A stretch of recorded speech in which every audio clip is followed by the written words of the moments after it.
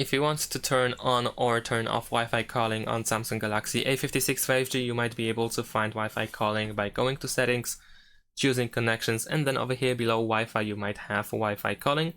So you can choose in order to find the option to turn on or off Wi-Fi calling for your SIM card.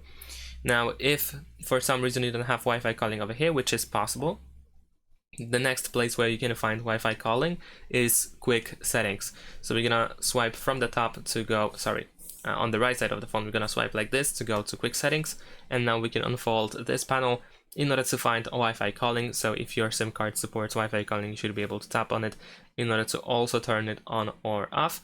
And the third place where we can find Wi-Fi calling is the phone app. If we go to the phone app, we can tap on these three dots in the top right corner, choose settings, and then over here we also have Wi-Fi calling. So here you might be able to turn it on or off. Thanks for watching, leave a like and subscribe to my channel, and see you in my next videos. Bye.